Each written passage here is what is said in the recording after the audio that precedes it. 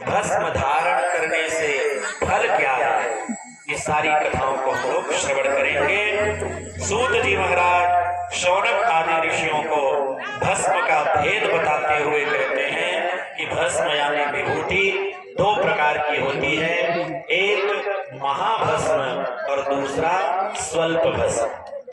दो प्रकार के भस्मों की चर्चा करते हैं और आगे कहते हैं कि वैदिक मंत्र के उच्चारण पूर्वक भस्म धारण करना चाहिए, लेकिन ये उनके लिए नियम है जो यज्ञोपवीत धारण करते हैं। जब भी हम अपने मस्तक पर, अपने सिर पर भस्म धारण करें, अपने अंगों में भस्म धारण करें, तो वेद मंत्र के साथ मंत्रों के उच्चारण पूर्वक ही भस्म धारण करने की विधि यहाँ बताई गई है। जले हुए गोबर से उत्पन्न होने वाला भस्म आग्नेयम उच्यते, आग्नेय भस्म कहलाता है। अग्निहोत्र से उत्पन्न हुए भस्म का भी प्रयत्न पूर्वक संग्रह करना चाहिए और अपने माथे पर हमें धारण करना चाहिए। शिवेन विष्णुना चैव धृतम तिर्यक त्रिपुंड्रकम प्रमादात् अपि मोक्षार्थी न त्यजेत् इति वै श्रुति। कहते हैं शिवेन विष्णुना चैव धृतम तिर्यक त्रिपुंड्रकम प्रमादात् अपि मोक्षार्थी न त्यजेत् इति वै श्रुति।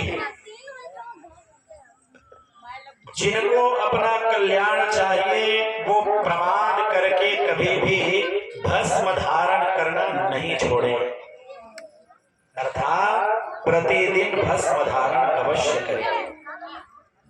अब यहाँ भस्म धारण की महिमा बताई जा रही है, हम शिव पुराण की कथा सुन रहे हैं, इसलिए भस्म धारण करने की बात कही जा रही है। लेकिन अपनी परंपरा के अनुसार जो शैव है उनको भस्म धारण करना चाहिए, जो वैष्णव हैं उन्हें ऊर्ध्व पुंड्र इत्यादि धारण करना चाहिए। तो जिनकी जो परंपरा है, अपनी परंपरा के अनुसार हमें तिलक अवश्य लगाना चाहिए।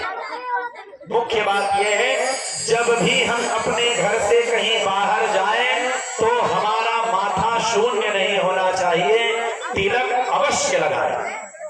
यदि आप अपने को सनातनी कहते हैं, यदि आप अपने को हिंदू कहते हैं, तो माथे पर आपका तिलक अवश्य होना चाहिए।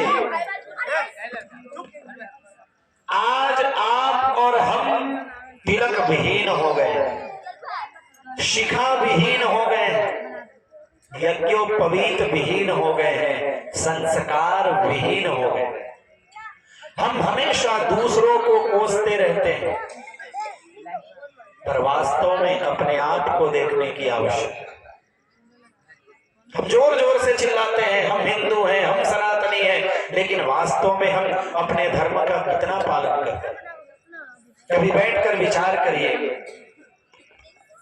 हिंदू का माथा कभी तिलक के बिना शून्य नहीं होना चाहिए, तिलक अवश्य लगाना।